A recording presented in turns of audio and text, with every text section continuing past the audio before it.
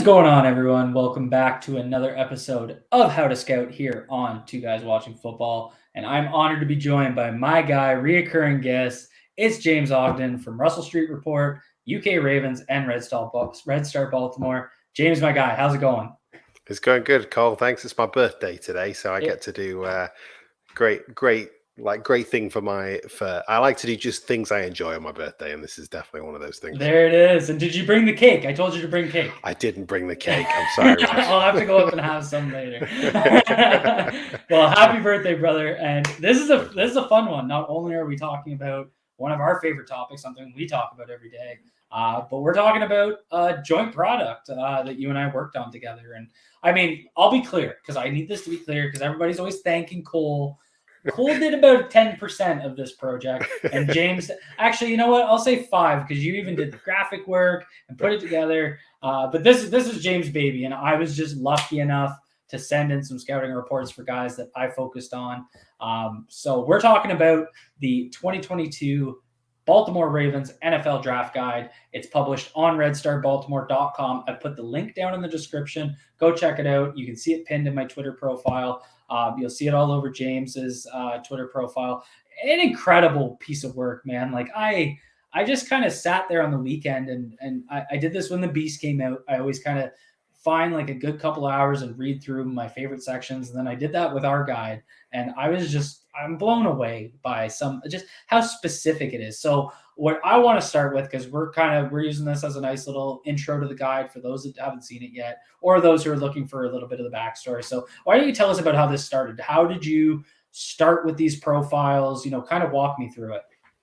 Yeah, so it started probably 12 years ago when I first started trying to evaluate players. And I was very self-taught to start with, just, did not really have much in the way of kind of guidance or mentorship or anything like that. I just kind of self-taught. And as I did it over the years, I started to get better at it. I started to consume more content. I started to actually get a bit more sophisticated with it. And then about a year ago, I did the Scouting Academy. And the Scouting Academy really opened my eyes to, I think, like we hear all the time about how fit is important when you get to the next level, coming from college to the NFL. Like you are projecting, you're in the projection business, you're projecting what these guys could be in the league. And when you're projecting what these guys could be in the league, it's really important to take scheme and team into account, because if you're doing it without that, you're kind of doing it with one hand tied behind your back, because guys could be very, very different players in different situations.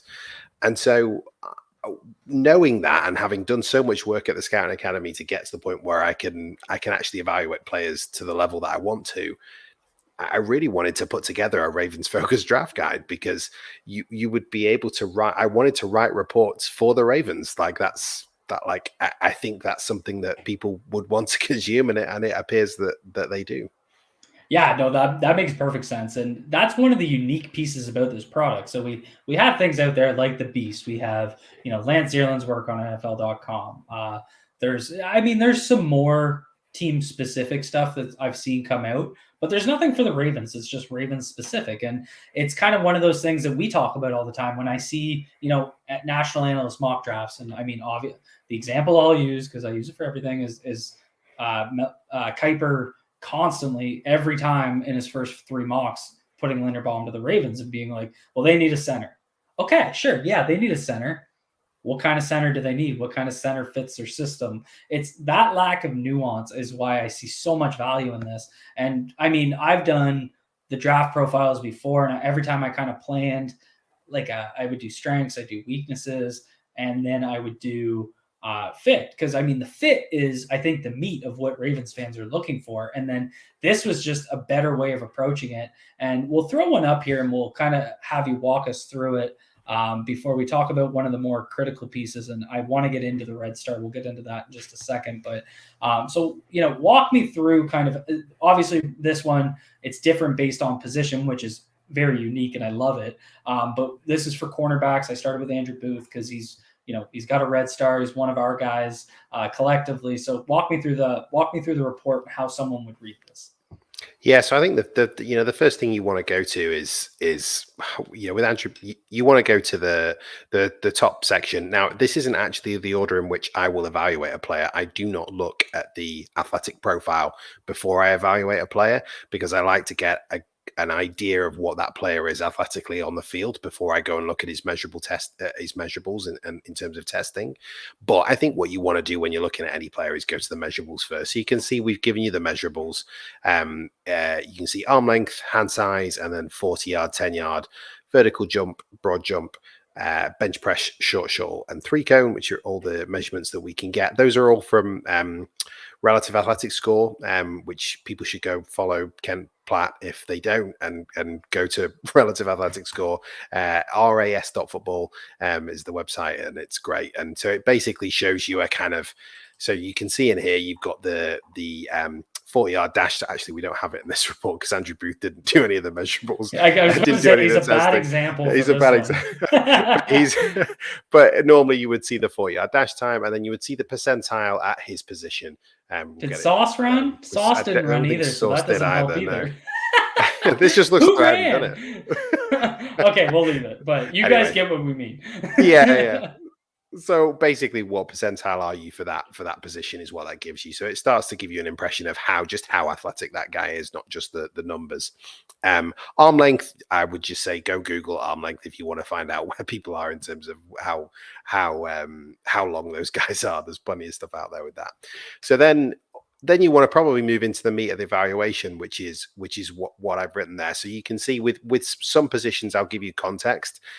With corners, it was relatively short, but just worth giving some kind of context. Like I think it's good on, say, a corner like Trent McDuffie for you to know that he played mostly bail or off man, or dropping into a deep zone in cover 3. So it kind of is worth you knowing that before you read the evaluation. And then if you go into the evaluation with corner, I've given you coverage and run support. Now, lots of evaluators will give you positives and negatives, strengths and weaknesses. I don't like that because I kind of wanted to give you a narrative report on a guy, and for it to flow a bit better. Like if I was writing this for a decision maker, for a general manager, it definitely wouldn't look like this. It would be positives and weaknesses, because you want to create a really clear picture. But I feel for a piece like this, where people are reading it and I'm trying to entertain as well as inform, it's good to tell a story. So, and I've split it out into 2 sections for each position. So corners is coverage and run support. Offensive lineman was pass protection, run blocking, that kind of thing. And then the real box that really does add value is the goal box, where you get into projection and Ravens fit. So with every single one, I've tried to give you a projection of what I think a player could be. Normally, it'll tell you whether it's a player who's a starter, a guy that you could win with, a guy that you could win because of, or a guy that you could win in spite of. I'll often give you whether they're, what scheme they fit. With Booth, it's pretty simple. I think he's a scheme versatile starting outside corner in the league.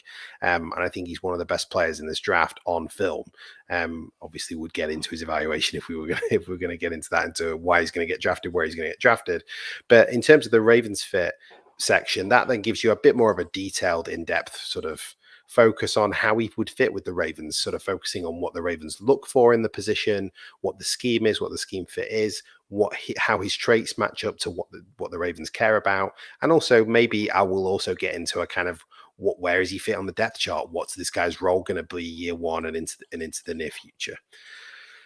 If you want to see a kind of codification of that Ravens fit, you can see it on the left-hand side in the chevrons with Ravens fit. Colin and I've rated athleticism, intelligence, versatility, and grit as the kind of traits that we think are most important to the Ravens. They've kind of proven over the course of the last couple of years that those are the things that are really important to them, either through their words, like we've heard Eric DeCosta refer to grit specifically in interviews.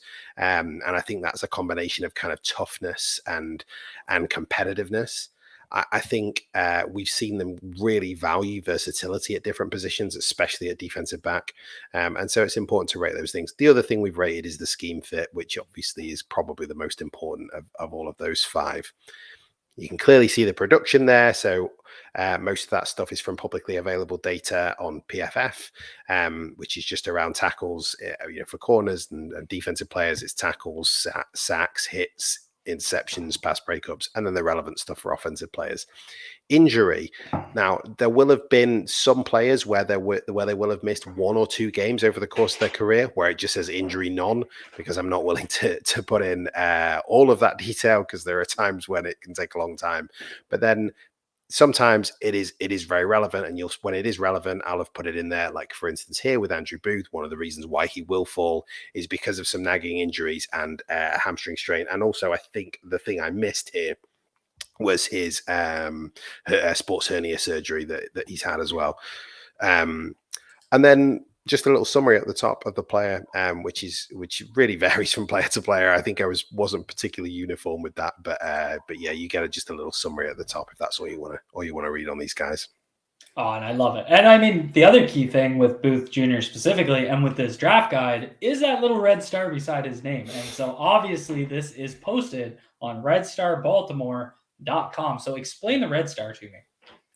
Yeah, so the Ravens every year allow their scouts to put a red star on a player that they feel like plays like a Raven on film. And those things, I think, are the things that we've identified in that Ravens fit section. Those are the things that they look for, that is kind of what is codified as playing like a Raven.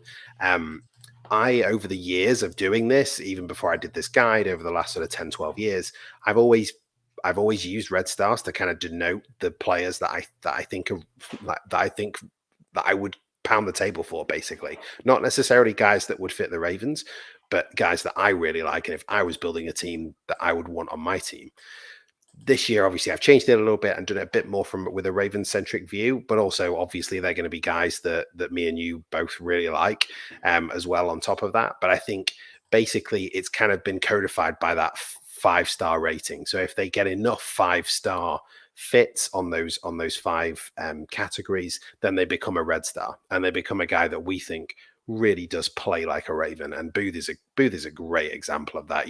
I really do like Booth. Is probably the easiest red star in the entire class for me. You just pull in the tape, it jumps off the film at you, and that usually it is the feel I get. And these are pretty high bar for that red star.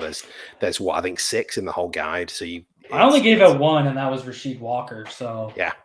And I was wondering, I haven't gotten any pushback on it, but I really thought I would, because I mean, I reread. I'm kind of like you, right? So I go back through the report, and the first thing I ask myself when I read my own report, and I probably do this before I send them to you, is I say, what could I have done differently here? Where you just said you missed a sports hernia surgery.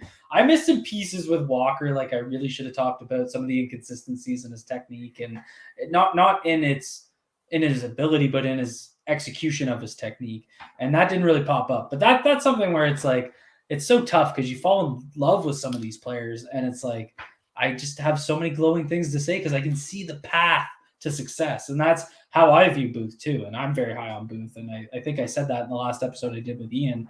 For the corner I'm higher on, it's Booth, because I think he's got every trait to be a stud and fit the Ravens. Like, I would take him as high as 14. So I know we're not jumping into Booth, so we won't do that. But no, I love the journey of Red Star Baltimore, because I mean, I don't even remember. It was like, I think I was trying to look something up, and I came across it, and I was like, this is like a independent blog, but I had never heard it before. And then I found you on Twitter, and I was like, oh my God, this guy's incredible with how it was reading the reports and the pieces and some of the blog articles. And I think the first one I ever read was, you did the summary of their tendencies when drafting certain positions. And I was like, I literally have a tweet that speaks to this exact article. And I was like, I could plagiarize this. But that just shows how in tune we are. So it's been awesome. And I mean, I don't want to go too deep into it, but we've already had some conversations about next year with the guide. And I think this has been really well received, and I think it's a true testament to how much effort you've put in to not only just get a product, but get a product that's so high quality and for Ravens fans. So major kudos to you for that, of course. And like I said, I'm 5% of this project, you're 95%. So it's been an honor to do that part with you. But next year, I think, and this is where, James and I are very open to feedback, and then we're creating this product for you, the fans. Like it says it on the title, for fans of the Baltimore Ravens. So if you guys have feedback, if there's things you'd like to see, I've already heard things about improvements we could do to the grading scale, and this is one of those projects where I feel you just have to do version 1 to make version 2 better. And I think that's why sometimes you can get so stuck in trying to have a perfect product that you don't actually put the product out because you're too busy trying to refine it. So, and basically how the grades work is at the end, on the final page, it's graded or ranked, sorry, in the top 75, and it's the overall score as a prospect, and then there's an adjuster for the Ravens fit. So, for example, if you're a 92 overall score, and you're a 5 fit, you would be a 97 overall. If it was a 4 fit, you'd be 96. And so that's a way of trying to create Ravens centric rankings by having the BPA pieces, but also adding a fit context into it. So that's what I mean. We're open to feedback. We're listening. I think I'm going to be significantly more. I've already signed myself up. I'm going to be significantly more involved next year to do more of these because I had a blast doing this. So, be sure to give us some feedback, and we'd love to hear from you. And now I want to dive in just because I have James here. I can't not talk some player evaluation, get into a little bit more nitty gritty. So I'm doing this with everyone on the How to Scout It series. It's fun to kind of hear different opinions. We kind of get stuck, not we as in us, but some people get stuck in consensus thinking, I find, where it's like, if you don't like a player or you don't see that player as highly as others, you don't really want to say it because it's always like, well, there must be a reason this guy's ranked so high. But let's get into it. Let's go. I'm using the top 3 needs that I've defined, which is corner, edge, and offensive tackle. So let's start with corner. Give me one cornerback in this draft class that you're higher on than the consensus. So I could talk about corners in this class all day, I think. But I think the guys I kind of want to talk about, I think, are, so there's 2. I'm going to talk about 2 specific because you are never going to keep me to 1. But I think so the reason I'm going to talk about 2 is I think there's 2 really interesting conversations in this class of guys that I'm higher on and that I'm also higher on for the Ravens perspective. And I think, so the first guy is Kaiir Elam. And I think he's an interesting conversation because of the stupidity of the of the last name argument. Because I was going to say it. I'm baffled when I see people say we can't draft another Elam. I'm like, yes, if there was a 6'7" offensive tackle that had 37-inch arms and his last name was Perriman, I'm drafting him. I don't give a crap. And this is the thing, but also I then have this like thing where someone could be like, you know what, you wear the same shirt to games all the time though as well, so you maybe there's a bit of superstition in me that means I'm a bit of a hypocrite. But I do think it's a stupid argument, especially when the guy fits so well with the Ravens. I think there are some things that I think he needs to work on. Like he's a starting press man outside corner. Like I don't think you can play him in the slot. If you are gonna get him, he has to play outside. Those short areas are where he's probably at his weakest. But he's great in press. I think he like I said, his length, his physicality, it meshes really well with the Ravens. That slight deficiency in terms of mirroring in short areas and hard angle routes probably necessitates pushing Humphrey inside into the slot more often. But I do think the Ravens are kind of seem to be open to doing that a bit more. So maybe you do take an Elam and you kind of raise the bar of the cornerback room pretty well by doing that. I really like Elam, and I do think he's a guy that's interesting for the Ravens. The other guy I just wanted to quickly touch on was Kyler Gordon, and I think the reason I'm not especially higher on Kyler Gordon than the consensus. I don't think. I think I'm pretty much probably about where he is and where people think he is. I've just seen a bit of sort of criticism of him recently, and I think the thing with Gordon is I just wanted to kind of get out there what I'm thinking about him, because I think you can watch his tape and be underwhelmed. Like you really can. I was underwhelmed in lots of ways. I think his he needs to work on his processing big time. But I felt like his processing was a bigger issue in zone coverage. And so the thing I want to say, this is the whole point of this guide. It's about looking at the fit for a scheme. And when you're projecting a guy like Gordon with the traits that he has, if you watch enough film and when you're watching the film, if you're watching from a perspective of like, don't just look for inconsistency. If you're finding inconsistency, dig for why. Like, why is this guy inconsistent? And for me, his processing is inconsistent because he struggles to read the quarterback in zone coverage. He struggles to periph receivers when he's in a deep zone. When he's in man, it's a little bit different. Now, you can't see him in man that much because he plays for Washington. But if you do watch enough of him, you can see him in man coverage. You can see him do the things that the Ravens are going to ask him to do at a pretty good level. He's actually pretty good in press. And when you've got the kind of athletic ability that he has, you can kind of start to project him and start to get an idea of how he might be successful with the Ravens. And so that's the thing for me that I kind of want to get into. And that's probably why I'm a little bit higher on him than some others.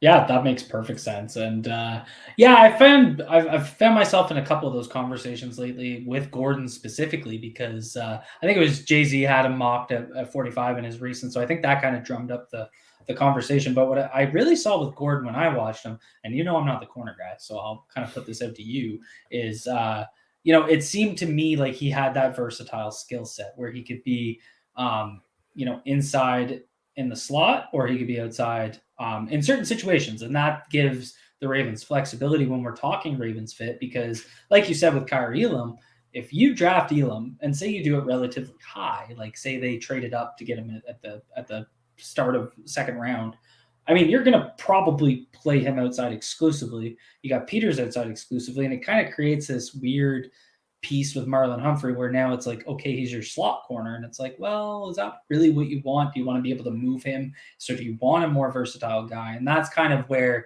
it kind of, we always talk about the ice cream analogy, but it really does come down to what flavor the Ravens are going to be looking for. But it just kind of brings up, there's some exciting outside only guys, but there's also some versatile outside guys. And I really see that with Kyler Gordon. And that's why he intrigues me so much.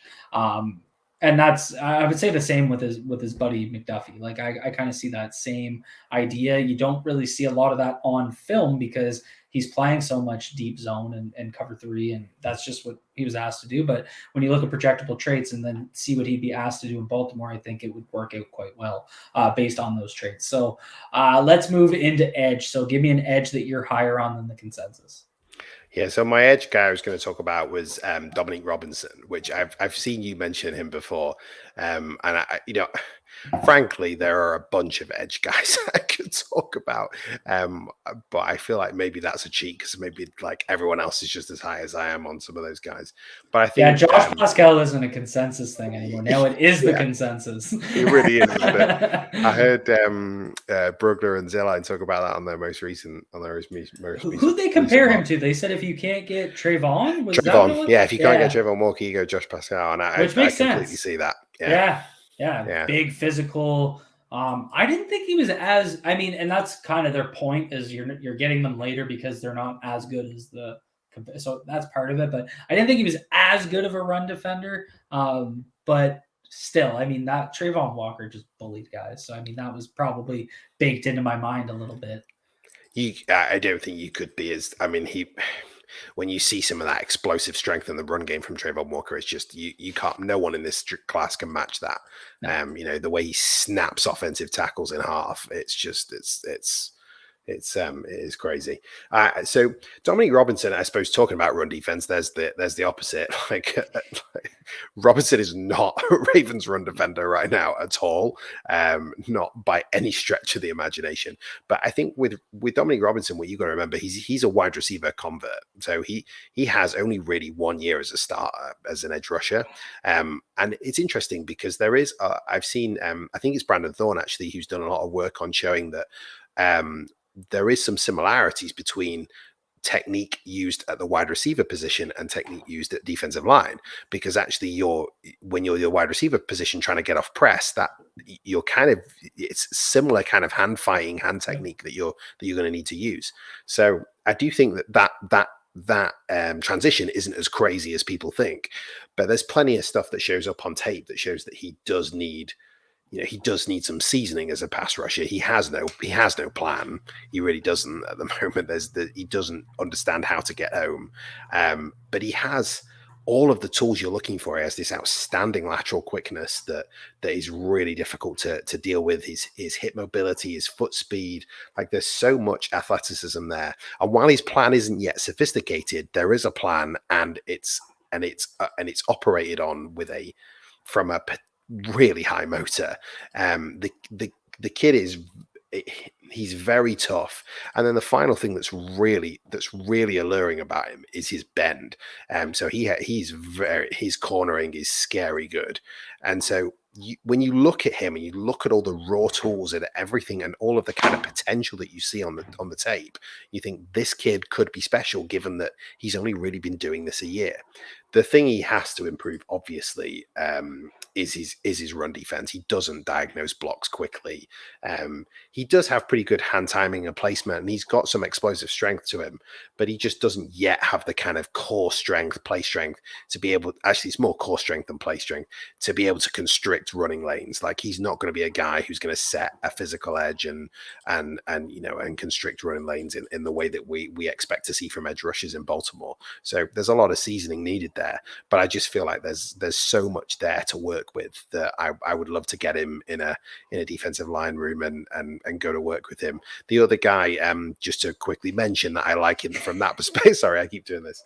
From that perspective, is D'Angelo Malone. I also like D'Angelo Malone in that kind of role as a potential situational pass rusher to start his career, and then work on some of those deficiencies that he has too. Well, one thing, because I guess I'm going to bring up a third guy. One guy I wanted to ask you about while I have you here, because I just like all this production stuff's getting shared, and there's a guy that's always at the top of these production lists that I don't see get quite, is Kingsley Angambari. And so what did you see there? Yeah, I really like Enagbare. Like, frightening explosive ability. Like, his upfield burst is crazy. It's remarkable, really, for a guy his size as well, because he's pretty big.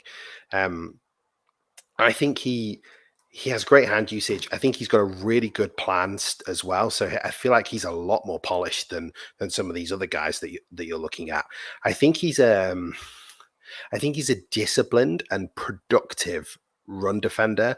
I don't think he's the kind of guy that you would expect to see setting an edge for the Ravens. Like, again, I think he's a guy who, similarly to Robinson, doesn't really constrict running lanes. He's not a guy who is gonna do the dirty work as an edge setter that you expect to see from Ravens. But that doesn't preclude him from being an effective run defender, because of his processing, because of mainly actually because of his upfield burst against the run. Because sometimes you see when a guy gets off the ball quickly, it's only against the pass because he's only really doing it in obvious pass rush situations. But actually, one thing I found with Enagbare was I felt like he got off the ball really well against the run as well, and it really helped him. He got into people first, which really helped him, to defend the run well. So I like Enagbare, actually, and I had him quite high. I think I had him like a middling to high kind of fit with the Ravens. And I think he could. I think the reason it was kind of not as high as I thought was I think he's probably better in a one gap scheme, where he can use that processing, use that burst to be able to defend the run. He's not asked to do the kind of edge setting work that the Ravens would ask him to do. But I don't think that would mean that you would. I don't think it's that bad a fit that you wouldn't. Right. You wouldn't be on the Ravens board. Right. No, that makes sense. No, that's good to hear. And then let's shift gears. Let's get into my personal favorite, offensive tackle. So I'm going to pick a guy. I don't think you're that high on this guy, so maybe we'll have some interesting discussion about it. Oh, I don't know. I feel like I might have seen you talk about it. But anyway, Abraham Lucas is the guy I want to talk about. Did you see today? Because I just talked about him today. Did you? with Thorne. Because Brandon Thorne tweeted, because you're right, first of all. So I've been lower on him, but Brandon Thorne tweeted, the guy I've been lower on is Abraham Lewis. But this is why we do this. Break him down for me. Let me know what you think. So I think for me with Lucas, so I'm going to be really clear about what I think his development areas are, because there's a bunch of stuff that needs to improve. So I'm not saying this guy's perfect by any stretch of the imagination. I'm just higher on him than most, and I think it's because of the projection that I think I'm making with him. The things I love about him, I love his set quickness. He gets out of his stance really quickly. I really love how efficient his feet are. I think on 45 vertical sets, he's very good. I think he gets in trouble sometimes, and then has to kind of turn and basically sprint the arc with the guy who's rushing him, and that can get him into a little bit of trouble at times. So I'd like to see him kind of. He's got really efficient feet, so I'd love it if we just didn't see him do that. I do like his hands. I think I've seen him bait. I've seen him use a good inside hand. I think he's in terms of run blocking. I think he's really natural as a space blocker. But I felt like I watched it. Like, let's be clear, like he's playing in a Mike Leach offense. You don't see him run block very often. When you do see him run block, certainly gap block anyway. When you do see him gap block, I think you do see a guy who has some potential. Like, I think he's technically good as a gap blocker. His drive step, his attack step, they're good. He positions well. I don't know yet, and I felt like I did see some ability to kind of roll his hips on contact. So I think I see some potential as a gap blocker. Obviously, there are a bunch of things that I think need work on. Like, he can be challenged really well by outside rushers who have a good plan, who have really effective lateral explosion. But I saw him compete against those guys. I don't think he was a guy who just got beat all ends up all the time by those guys. I saw him compete. I think he needs to work on his processing. He needs to see stunts further off. He needs to see inside counters coming further off so that he can react to them. At the moment, he's way too reliant on his hip fluidity, which is good. I also saw like a bit of a problem with his outside hand. I don't think it had much latch strength. Sorry, we're getting really into the weeds. I wanted to make sure I was properly briefed on the O-line, guys. And I think I can see him struggle to bring his feet with him sometimes on gap blocks. But the big thing that really needs improvement with him, like, those are all technical things that I think you can fix. The big thing that will be the X factor with him is his anchor, which I just think he can't reset his feet and re-anchor at the moment against D-line with any modicum of play strength. So he has to be able to anchor at the next level to succeed. So it really does all hinge on that, which is why it's a bit of a gamble to be higher on him than most, because that's not something that is easily fixable by any stretch of the imagination. It's not like a muscle memory thing that you can maybe train out of someone. It's going to be an issue. So I think he's better. I think he's probably better in a zone scheme, but I think he can play in a gap scheme. It's just he's got to sort that anchor to be able to be successful. But I like everything else. Like, I love his feet, kind of like his hands. Like, there's plenty of stuff I really like about him. And so maybe I'm projecting him a little too much, but no, I wouldn't say that. I mean, everything you said, I think, is bang on with what you see on the tape. I think you nailed it. And I think the ironic thing is one of his strengths being his ability to reach a set point quickly. Actually, I think hurts his ability to anchor, because he's kind of one of those square up blockers where he's going to beat you to the set point and he's going to be able to square you up and hit that punch. But he doesn't seem to have that. I wouldn't say he doesn't. I don't want to say stiff, but he doesn't bend overly well once he's reached that point. And that just creates, I think he's almost 6'7". So there's just a natural leverage point where that's tough, right? And so it's almost like his strength of being quicker to his spot is also a weakness, because it creates, an inability to anchor against a good bull rush. And so, that's just something that he's going to have to navigate. But in terms of, where you can see him succeed, I think that all makes perfect sense. But it was funny when Brandon put that out, my reply word for word is, did you have issues with how he anchors? So, it's just one of those things where you see the same things, but you project it differently. And that's the beauty of draft season. And that's why we do this. And that's why we have these discussions. So I love it. I absolutely love it, because you can see the same things on tape, but you can project it differently. And that's just part of the game. And that's the funny thing, is that that's what these teams are doing too. Exactly. There's that aspect of projection, and, here's what he's going to do here. Will that help him? Will it hurt him? Et cetera, et cetera. And I think that's the fun part of this whole process. And it's why, You can have sure things on tape, and they're a perfect prospect, and then they show up, and it just doesn't work for some reason. I mean, you can't. Let's flip the script and let's go back to corner. And what's one guy out there at corner that you're lower on than the consensus? So the guy I'm going to, I think, is Martin Emerson out of Mississippi State, and I've seen a little bit of love for him because of his length and his size. Newfound love. I blame Joe Goodberry, because Joe Goodberry just put out his list.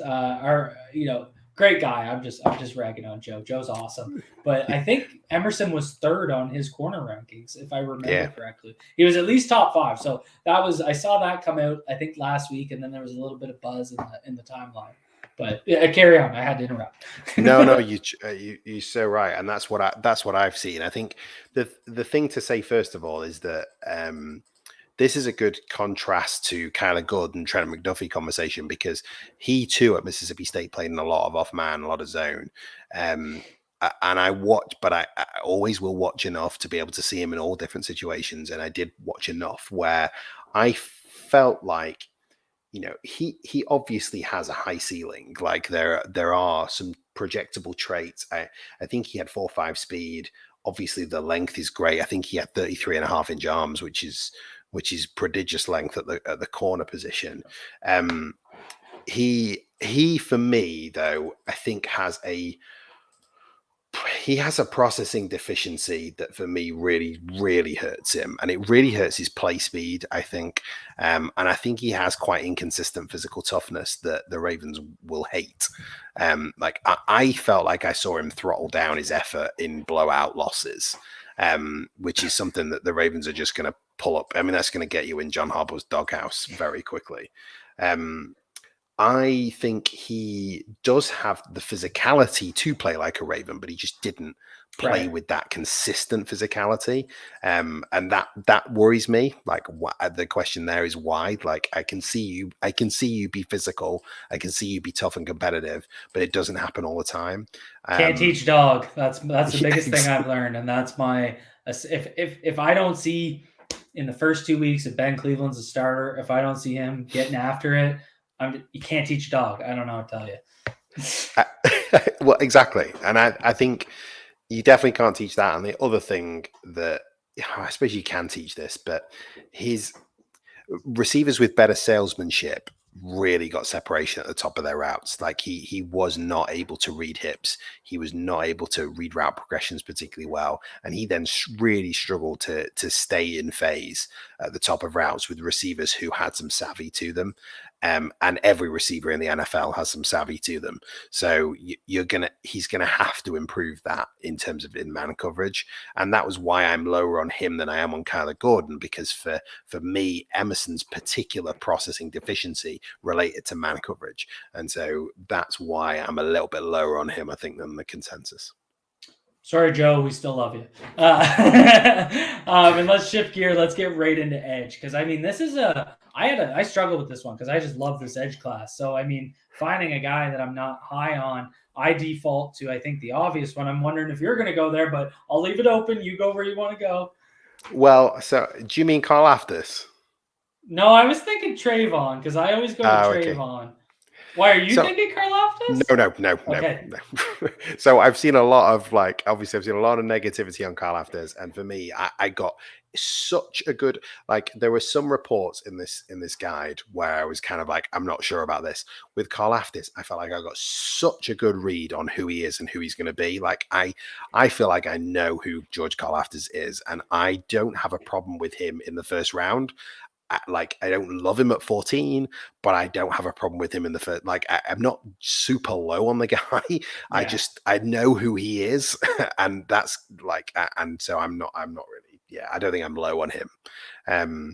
Trayvon, so I think I do feel better about I felt better over the years about projecting traits, and so I feel like I put him where I'm really comfortable having him, which is much lower than where he clearly is going to get drafted. But I also could be one overall now, which could be crazy. But I also felt like he was in play at 14 for the Ravens, so I don't think I'm hugely lower on Yeah, and him. I think that's what But gets lost in this is like because I mean his floor is he's gonna start week one for a team, and yeah, that's why I think Brugler and Zierlein talked about this with Hutchinson when I think it was the first episode when they were doing the draft. So this is before Senior Bowl, and they said that about Hutchinson. Like if you just need a guy that's going to, be a starter. Like you don't have to worry about it. They have that high floor. That's probably Aiden Hutchinson, but that's also Trayvon Walker because yeah, he may not be the elite pass rusher, but he's going to send one of the meanest edges in the NFL. He has that type of upside. Like it's freakish what he does to guys. yeah. So I mean, he's starting for you. So he may not be the elite pass rusher that you wanted a first overall pick, but if you just need a safe pick and I mean, it makes sense opposite Josh Allen, and I can see it in my head why it makes sense.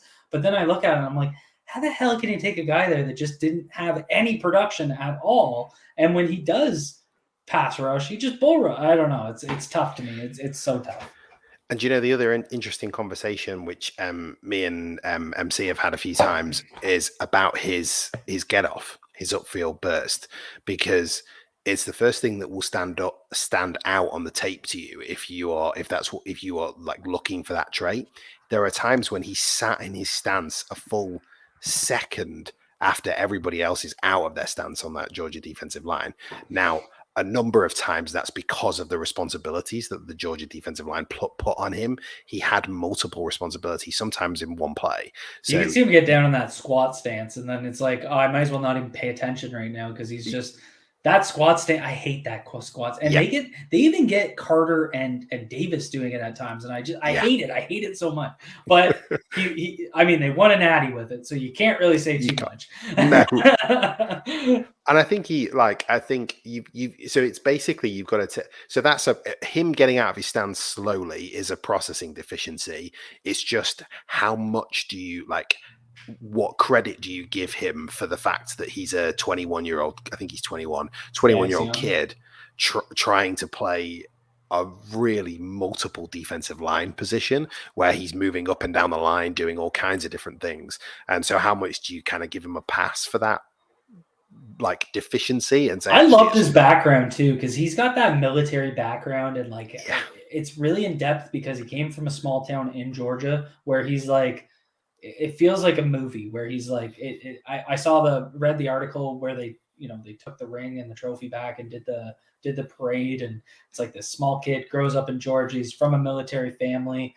I think his parents are high school sweethearts from that town that he grew up in. It's just like, what a perfect story. But I'm reading that and I'm just like, all I think of is like, oh, this kid's filled with personal responsibility. And then you see it in his game and he's like playing every assignment so tightly that it's like, it really does add up. And it really shows the value of when you dig into backstories, as much as you can't put too much into them. But when things line up, it is kind of neat to see that. But anyway, we're going all over the place here. So let's rein it in.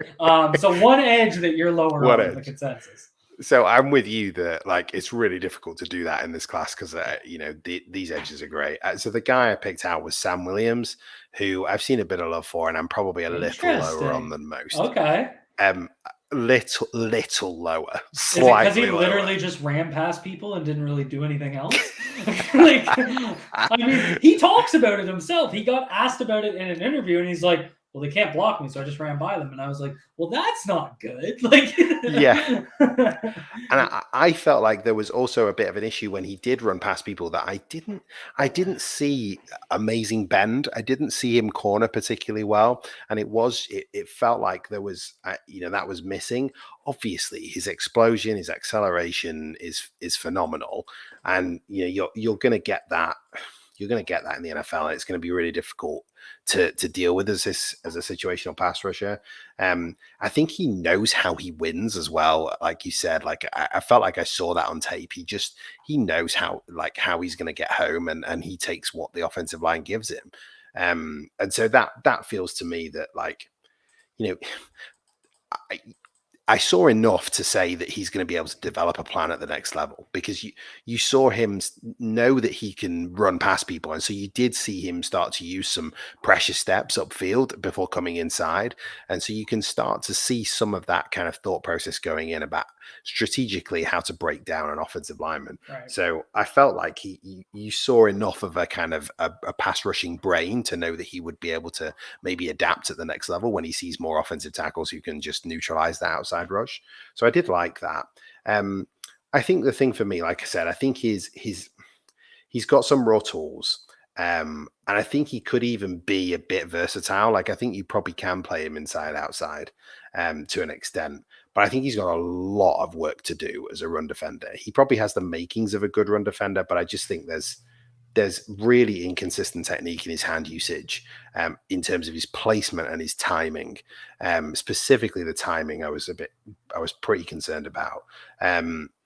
When he gets it right, he's got great power in his hands. There's explosive power there, but it was just so inconsistent, the timing of it, that it just didn't work. And I did worry a little bit about his ability to diagnose gap runs too. But I think, basically, if you can fix the run defense, that it then becomes about, does he have enough bend to be able to consistently affect the passer in the NFL? And I don't know. That is the question. I don't think so, but I'm also not willing to kind of rule, like, I'm slightly lower on him than most. Right. So I'm not willing to kind of rule him out. I would still, be taking a chance on him at a certain point in the draft. Love it. No, that's awesome. And we got tackle left, so offensive tackle. And I'm wondering if you're going to pick the guy that we talked about on your pod the other day. Is it Max Mitchell? No. Okay. So I'm going to go. So it's probably like we can end on a. We talk too much. We do talk too much. No, we don't, man. No, we're probably gonna. This is gonna be a bit of a consensus one, I think, because I know you're lower on him as well, which is Nicholas Petit-Frere. So please don't be a Raven. Please don't be a Raven. Please don't be a Raven. This is the thing. Like, so I struggle to give you what I like about him, but he does have. He'd be a great guard. How about that? That's there we go. That MC messages me. So our buddy Michael Crawford messages me, and we're talking about Petit-Frere. And he's like, he's basically like, I could see him being a guard. And I was like, yes, he moves his feet in pass protection like a guard. I didn't know how to explain it. And I kept writing like short, choppy steps or like stuff like this in my notes. And I didn't really know how to explain it. But then Mike said he plays like a guard. And I got to credit Mike completely, because that's exactly what it is. And the ironic part is, when I did that in-depth deep dive of Tyree Phillips when he was moving from tackle to guard, the biggest thing he struggled with in the first 6 weeks of 2020 when he was a rookie at right guard, the biggest thing he struggled with was having a longer stride in his pass protection, and he was flattening himself out and getting his base too wide. And then I was watching Petit-Frere, and the first thing I thought of was like, this is the opposite of the problem that Tyree Phillips had as a rookie. And like Tyree, like it's fixable, quote unquote fixable. But I mean, and I wrote Thayer Munford up for our guide. And so I don't know why, because Petit-Frere played like a guard and they moved him to left tackle, and they kicked Thayer Munford inside, who was a better left tackle than a guard, which also was a conundrum in and of itself. But it was so confusing. So anyway, break down Petit-Frere a little bit more for us. No, I'm totally with you, and I it's funny. Me and MC keep coming across like we keep stealing each other's guys, because we just see things quite similarly now. With the Scan Academy, like I loved the episode you did, like I think about a year ago now with Brandon Thorne, because he was just talking Scouting Academy language, and I loved it. But so me and MC see things, and so for me, I agree with you. I think he was better on 45 and jump sets. Basically, he was better when he could stay, more square to the line of scrimmage. When he had to get less square to the line of scrimmage, he really struggled. I also thought he was really over reliant on his inside strike. Like he used that far too often. Like when you watch an offensive lineman, you want to, most people think, oh, an offensive lineman, you're just going to see him like good hands are when he just lands two hands inside on the breastplate. That's not actually the case. You want to see a mixing up of strategy. You want to see him use just the independent hands. You want to see him just using inside strike, just using outside strike, and actually, and you want to see him bait too. And actually, the two-hand strike is the change-up. That's the thing you use probably least often. And I felt like he used his inside strike far too much, and defensive linemen just got wise to it really quickly. Yeah. So he's going to have to find a way to win in other ways. He also, I just felt like he just didn't drive anyone in the run game. He really struggled to sustain and finish. There's no way he can be a starter in a gap scheme. I just don't see it. If you want to get him, I would say his best spot, if you were to find success, because it's going to be probably as a tackle. I don't think he's physical enough to be a guard. I do think he plays like a guard, but I don't think he's physical enough to be a guard in the NFL. I could see him in like a Vikings offense where they're going to get him out in space and he can just kind of push guys and create running lanes. And then, with Cleveland, maybe not Cleveland now. I don't know what Cleveland's going to look like with Watson, but I was thinking with play action where he's in Tennessee is a good example too. I'd say that kind of wide zone. They ran a little bit more gap last year than I think people realize, but still, I think wide zone with PA and quick pass concepts that can kind of get him away from vertical sets. But I do think teams are, he'll probably go relatively high because he has left tackle ability and it's just highly sought after. I just pray to God. I'm terrified of it being 45 to the Ravens. I'll have a meltdown if it is. And it's like, it's just scary. It's just scary. There's that athletic ability, isn't there, that they do love. Like he is very athletic. Is he long? I haven't really good looked. Question. He's probably watch him be long. He's probably got 35-inch honkers on him or something. Let me try and find out. I've got him here somewhere. You got your guide up? That's the beauty, man. The thing of the guide now, I just leave it on my desktop, so I have to look at anything up. It's like, oh, it's right there. The problem is I did stuff in so much detail that I can't talk about guys just with the report up because the report is far too long. Yeah, true. I'd be talking for hours if we did that. I need to go all the way to the only 33, 5, and 8. Oh, okay, cool. So that makes me feel better. We're good. We're good. Oh God! Well, I've kept you long enough, and this was a blast. We could talk for hours and hours and hours, and I'm sure people will probably listen because these conversations are great. But you guys all know where to find it. You know where to find James at NFL Ogden on Twitter, Russell Street Report, UK Ravens, RedStarBaltimore.com. Check the link down below for the draft guide. James, thank you so much for joining me. I'm looking forward to. We'll call it, we'll start getting ready for 2023, basically. But it's a pleasure. I really appreciate you joining. Thank you, man. It's a pleasure's all mine. And like I said, link down below. Go check the guide out. If you have any questions, feedback, leave comments down below. Find James or us on Twitter. And finally, and most importantly, be good to yourselves, be good to each other.